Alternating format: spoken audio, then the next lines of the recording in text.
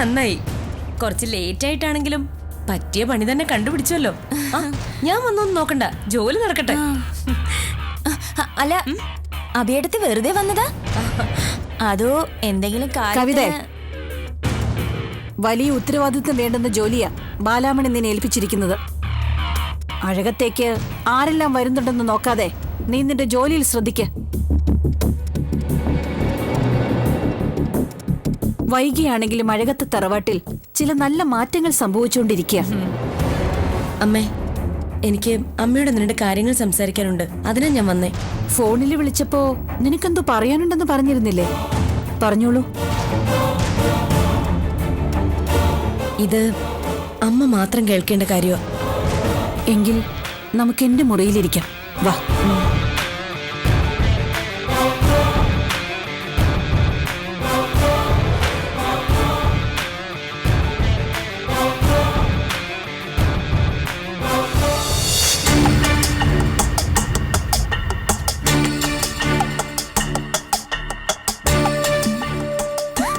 ഇവരെന്തായിരിക്കും ആത്ത സംസാരിക്കുന്നത്?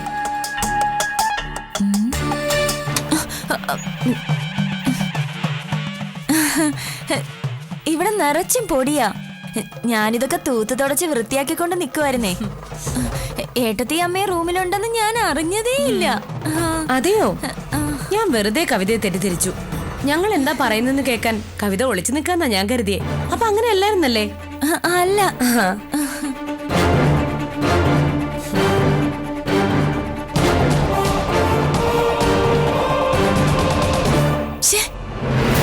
അവളുടെ മുമ്പേ ആകെ നാണം കെട്ടു.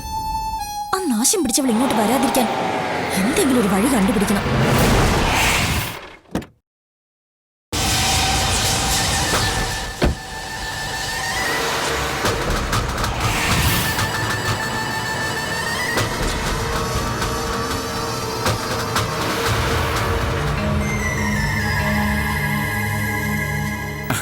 ആരാ ഇത്? അബി, താനത്തെ പതിവില്ലാതെ.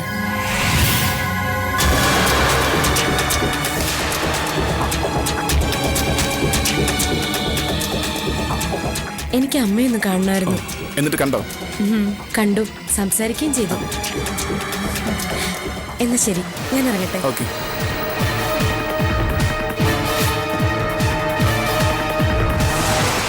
നെക്സ്റ്റ്.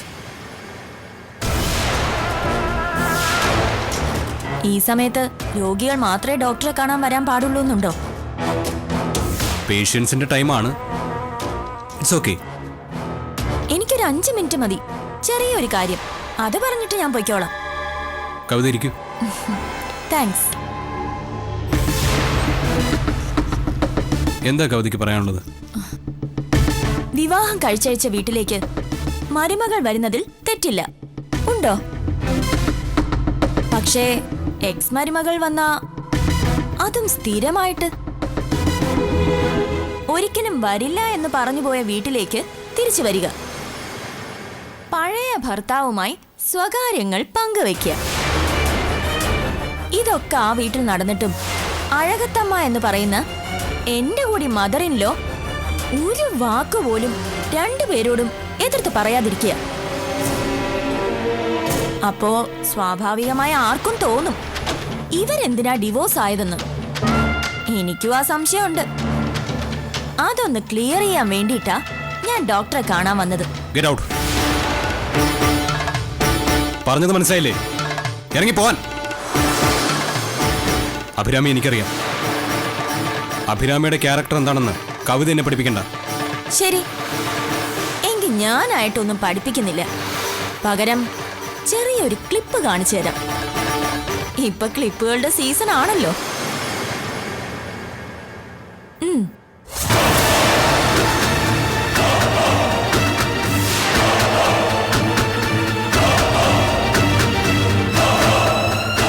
ഡോക്ടർക്ക് ഭാര്യയിലുള്ള വിശ്വാസം ഇപ്പോഴും പഴയതുപോലെ തന്നെ ഉണ്ടോ? അതോ അതിനെന്തെങ്കിലും ഇളക്കം തട്ടിയോ?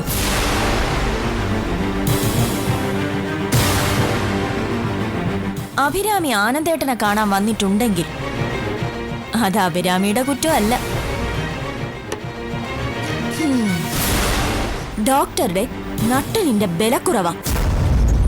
Get out! I say you get out! Please. ഞാൻ പൊയ്ക്കോളാം. ഈ വീഡിയോ ഞാൻ വാട്സപ്പിൽ അയച്ചിട്ടുണ്ട്. പറ്റുമെങ്കിൽ ഈ ശൗര്യം ഭാര്യയുടെ മുമ്പിൽ കാണിക്കേ.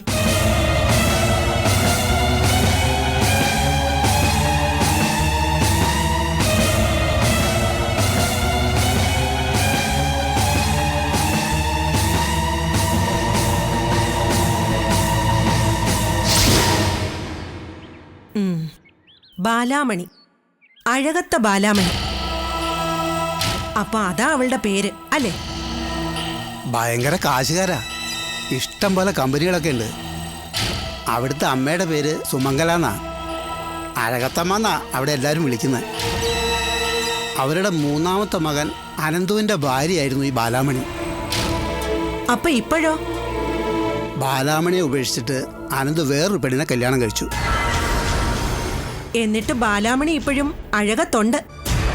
ഉണ്ടെന്ന് മാത്രമല്ല, അഴകത്തെ കമ്പനികളൊക്കെ നോക്കി നടത്തുന്നതും ഈ ബാലാമണിയാ. അപ്പൊ നമുക്ക് വേണ്ടുന്ന വിവരങ്ങളൊക്കെ കിട്ടി. മതി, ഇത്രയും മതി.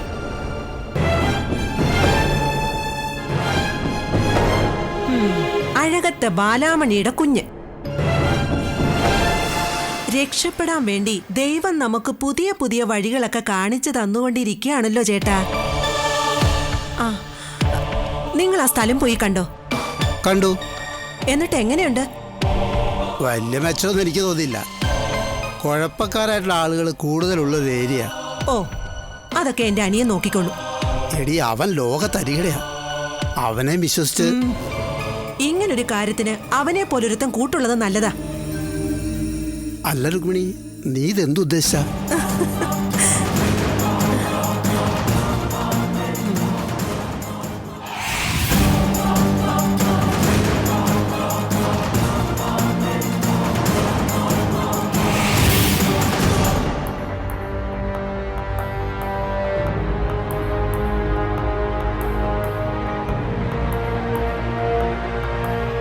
അമ്മേ, അമ്മേ, എന്താ അമ്മേ? എന്താ എന്നെ ഇങ്ങനെ നോക്കുന്നേ? ഏയ്, ഒന്നുമില്ല. അതല്ല, അമ്മയുടെ മനസ്സിൽ എന്തോ ഉണ്ട്. അത് ഈ കണ്ണി നോക്കിയേ എനിക്കറിയാം. ഇല്ല കുട്ടി, നിന്നോടുള്ള സ്നേഹമല്ലാതെ മറ്റൊന്നും അമ്മയുടെ മനസ്സിൽ ഇപ്പോഴില്ല. നീ എൻ്റെ കണ്ണുകളിൽ കാണുന്നതും അത് തന്നെയാ. ഞാൻ വെറുതെ ചോദിച്ചതാ അമ്മ. അല്ല, ഇന്നിവിടെ അഭിയടുത്ത് വന്നിരുന്നോ? ആ, വന്നിരുന്നു. നിന്നോട് ഈ കാര്യം ആരാ പറഞ്ഞത്? മൈഥിലിയെടുത്തി. അഭിയടുത്ത് വെറുതെ വന്നതാണോ? ഈ വഴിക്ക് എവിടെയോ പോയപ്പോ ഇങ്ങോട്ടൊന്ന് കേറി. എന്നിട്ട് ഈ കാര്യം അഭിയടുത്ത് എന്നോട് പറഞ്ഞില്ലല്ലോ. നീ അഭിരാമി കണ്ടിരുന്നോ? നേരി കണ്ടില്ല അമ്മേ. അഭിയടുത്ത് രാവിലെ എന്നെ ഫോണിൽ വിളിച്ചിരുന്നു. എന്താ അമ്മയ്ക്ക് ആകെ ഒരു വല്ലായ്മ? സുഖയില്ലായ്മ വല്ലതുണ്ടോ അമ്മേ? ഏയ്, എനിക്കൊരു കുഴപ്പമില്ല. നിനക്ക് വെറുതെ തോന്നുന്നതാ.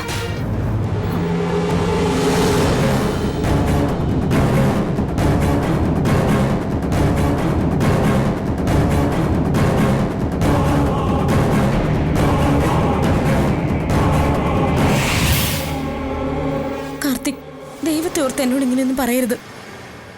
നീ വെറുതെ ഒഴിഞ്ഞു മറന്നെന്തിനാ? അഴകത്ത് പോയിട്ടുണ്ടെങ്കിലുണ്ട്, ഇല്ലെങ്കിലില്ല. ഞാൻ അഴകത്ത് പോയിട്ടില്ല. ഉറപ്പാണോ?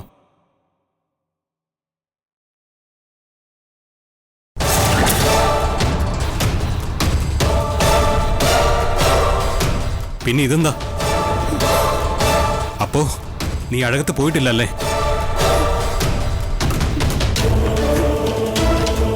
ഞാൻ അഴകത്ത് പോയി. ആനന്ദിനെ കാണാൻ വേണ്ടിട്ട് പോയിരുന്നു പറ. അല്ല, ഞാൻ അമ്മയെ കാണാൻ വേണ്ടിട്ടാ പോയത്. ഒരു കള്ളം പൊളിഞ്ഞപ്പോ മറ്റൊരു കള്ളം. നീ ഒരു ഡോക്ടറാണ്. ആ നിലയ്ക്കും വിലയ്ക്കും ചേർന്ന രീതിയിൽ പെരുമാറാൻ നീ പഠിക്കണം. ആനന്ദിനെ മറക്കാൻ നിനക്ക് കഴിയില്ലെങ്കിൽ പിന്നെന്തിനാ ഞാനുമായിട്ടുള്ള കല്യാണത്തിന് നീ സമ്മതിച്ചത്? കാർത്തിക്, പ്ലീസ്, ഇതൊന്നും സംസാരിക്കാനുള്ള സ്ഥലം ഇതല്ല. പറയാനുള്ളത് നമുക്ക് നമ്മുടെ വീട്ടിൽ വെച്ച് പറയാം. എനിക്കിനി ഒന്നും പറയാനില്ല. കേൾക്കാനും. അഭിരാമി ഇപ്പൊ എന്റെ ഭാര്യ, അല്ലാതെ ആനന്ദിന്റെ ഭാര്യയല്ല. അഴകത്തമ്മയോട് അത് മറന്നു പോരുന്നെന്ന് പറഞ്ഞേക്ക്. അല്ല, എന്താ കാര്യം?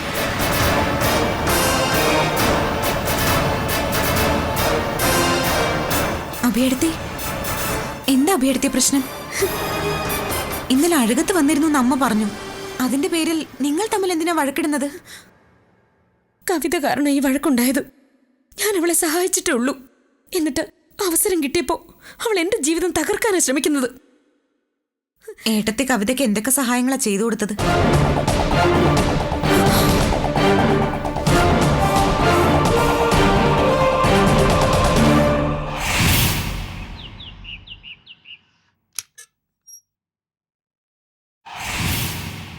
കവിത, ശത്രുവിനെ സ്നേഹിക്കണ്ട, പക്ഷേ ഒരിക്കൽ സഹായിച്ചവരെ ചതിക്കരുത്. അത് തീരെ നിലവാരമില്ലാത്ത പ്രവൃത്തിയാണ്. ഞാൻ എന്ത് ചെയ്തുന്നാ? നീ ഒരു വീഡിയോ ക്ലിപ്പും കൊണ്ട് കാർത്തികേട്ടനെ കാണാൻ പോയില്ലേ? അത് തന്നെയാണ് കാര്യം. മറ്റുള്ളവരുടെ ജീവിതം വെച്ച് പന്താടാൻ നിനക്ക് നാണമില്ലേ? ഓ, അപ്പൊ അതായിരുന്നു കാര്യം. എന്നാ കേട്ടോ, എനിക്കാരോടും ഒരു സെന്റിമെന്റ്സും ഇല്ല. അതിന്റെ ആവശ്യം എനിക്കില്ല. എന്റെ ശത്രുക്കളെ തോൽപ്പിക്കാൻ ഞാൻ എനിക്ക് ഇഷ്ടമുള്ള വഴി തിരഞ്ഞെടുത്തു എന്നിരിക്കും. അത് നിലവാരം കുറഞ്ഞതാണെങ്കിൽ ഞാൻ അങ്ങ് സഹിച്ചു. മറ്റാരോടും നീ സെന്റിമെന്റ്സ് കാണിക്കണ്ട, പക്ഷേ അഭിയടത്തിയോട് നീ കാണിക്കണം. അവരെന്നും നിന്റെ നന്മ മാത്രമേ ആഗ്രഹിച്ചിട്ടുള്ളൂ, നിന്നെ സഹായിച്ചിട്ടേ ഉള്ളൂ. എനിക്ക് അവരെന്ത് സഹായമാണ് ചെയ്തു തന്നിരിക്കുന്നത്? അത് ഞാൻ തന്നെ പറയണോ? പറ, കേക്കട്ടെ. അഴകത്തെ സ്വർണം മോഷ്ടിച്ചതിൽ നിന്റെ പങ്ക് വ്യക്തമായിട്ട് അറിഞ്ഞിട്ടും അവരാ കാര്യം മറച്ചുവെച്ച് നിന്നെ സഹായിച്ചതിന്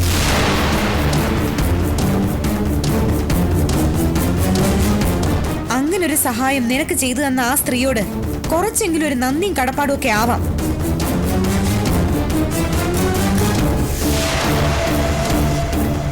അഭിയെടുത്ത് നിന്നെ സഹായിച്ചിട്ടില്ലാന്ന് ഇനി നിനക്ക് പറയാൻ പറ്റുമോ? നിന്നോട് അവരാ രഹസ്യം പറയുന്നത് വരെ അതിനെ സഹായം എന്ന് പറയാമായിരുന്നു. പക്ഷെ ഇപ്പോ ആ പേര് അതിന് യോജിക്കുന്നില്ല. എനിക്കെതിരെ പ്രയോഗിക്കാൻ അവർ നിനക്ക് തന്ന പുതിയൊരു ആയുധം. അങ്ങനെ പറയുന്നതായിരിക്കും ശരി. ഇതാ അർത്ഥത്തിലാണ് നീ എടുക്കുന്നതെങ്കിൽ നിനക്ക് മറ്റൊരു കാര്യം കൂടി ഞാൻ പറഞ്ഞുതരാം. നിന്റെ ഏട്ടൻ്റേത് ഒരു സ്വാഭാവിക മരണം ആയിരുന്നില്ല എന്ന കാര്യം നിനക്കറിയോ?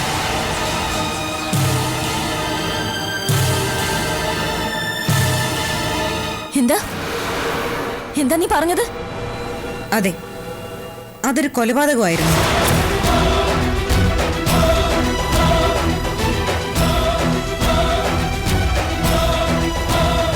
അത് ചെയ്തത് ആരാണെന്ന് നിനക്കറിയണ്ടേ? എല്ലാം നിന്നോട് വിശദമായിട്ട് ഞാൻ പറയാം.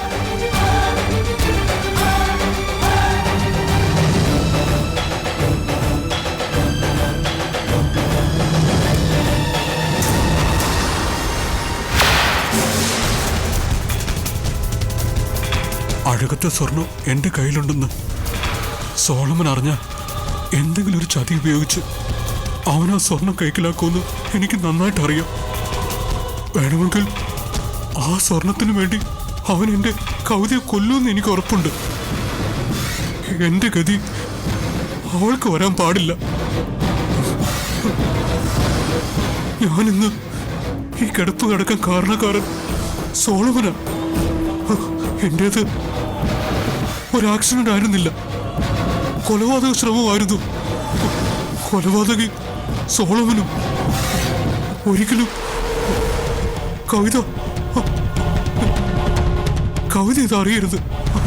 അവൾക്കെങ്കിലും ഒരു നല്ല ജീവിതം വേണം. അഴകത്ത് അവളെന്നും സുരക്ഷിതയായിരിക്കുന്ന സമാധാനം മാത്രമേ എനിക്കുള്ളൂ. ഞാൻ എൻ്റെ അനിയത്തെ നിന്നെ ഏൽപ്പിക്കാം. നീ അവളെ സ്വന്തം അനിയത്തിയായിട്ട് തന്നെ കാണണം. എന്റെ കവിതയെ നീ മാറ്റിയെടുക്കണം. നീ എനിക്ക് വാക്കതാ.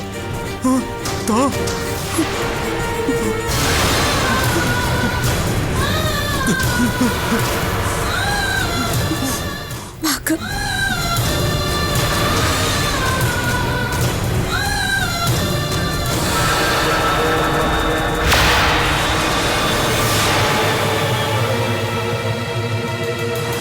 അഭിയെടുത്ത് എന്തുകൊണ്ടാണ് ഇക്കാര്യം നിന്നിൽ നിന്നും മറച്ചു വെച്ചതെന്ന് അറിയോ നിനക്ക്? നിന്റെ നന്മയെ കരുതിയിട്ട്.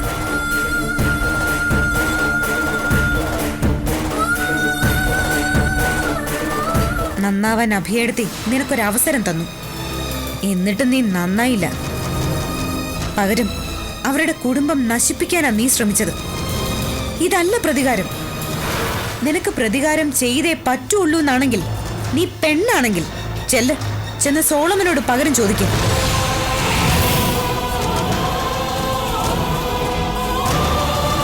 കൂടെ നിന്ന് നിന്റെ ഏട്ടനെ ചതിച്ചതിനുള്ള കണക്ക് അവനെ കൊണ്ട് പറയിക്കേ. എന്താ പറ്റുമോ നിനക്കതിന്?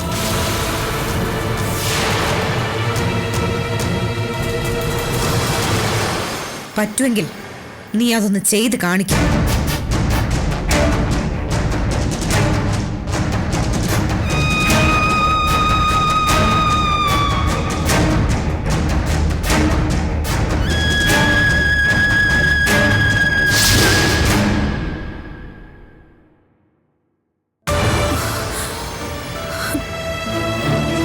അറിഞ്ഞോ, എന്റെ ബാലാമണിയുടെ കുഞ്ഞ് ജീവിച്ചിരിപ്പുണ്ട്. അവനാ ഇനി അഴകത്ത് അനന്തരാവകാശി. എത്രയും പെട്ടെന്ന് ഞാൻ അവനെ വീട്ടിലേക്ക് കൊണ്ടുവരും. അവൻ ഈ വീട്ടിലേക്ക് ഓടിക്കളിക്കും. എന്റെ ബാലാമണിയെ അവൻ അമ്മയെന്ന് വിളിക്കും, എന്നെ മുത്തശ്ശിയെന്നും. അവനെ ഈ ഫോട്ടോയുടെ മുന്നിൽ കൊണ്ട് നിർത്തിയിട്ട് ഞാൻ പറഞ്ഞു കൊടുക്കും, ഇതാടാ നിന്റെ മുത്തശ്ശനെന്ന്. ഈ നോട്ടത്തിന്റെ അർത്ഥം എനിക്ക് മനസ്സിലായി. എന്നെ ശകാരിക്കാൻ തുടങ്ങണ്ട. സന്തോഷം കൊണ്ടാ എന്റെ കണ്ണ് നിറഞ്ഞത്. എനിക്ക് എത്രയും വേഗം അവനിങ്ങോട്ട് കൊണ്ടുവന്ന മതിയെന്നായി ഇപ്പോ. ഈശ്വരനാണേ ഇങ്ങനെയൊരു സൗഭാഗ്യം കാത്തിരിക്കുന്ന കാര്യം ഞാൻ അറിഞ്ഞില്ല.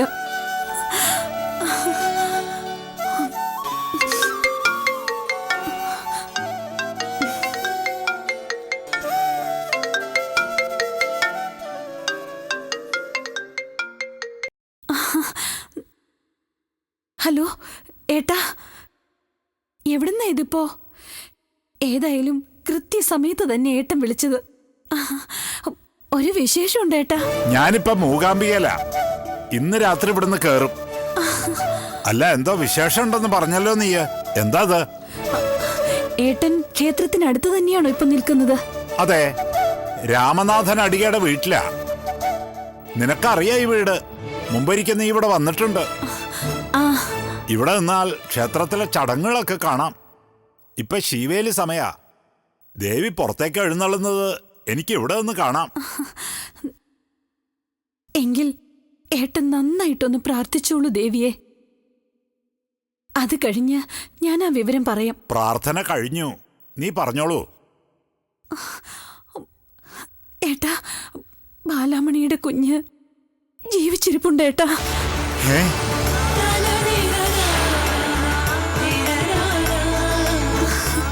എന്റെ ദേവി, സത്യം.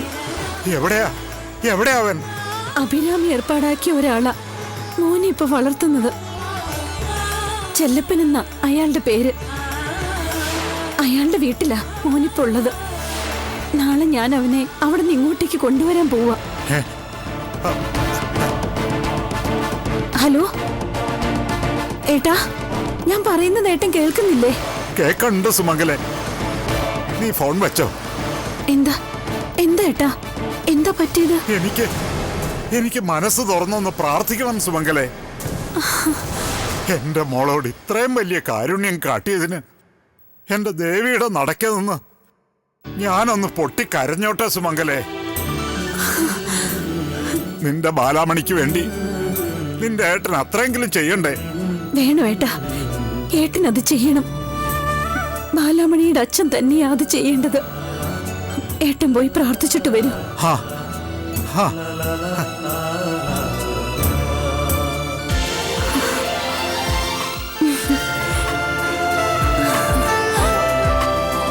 ദേവി,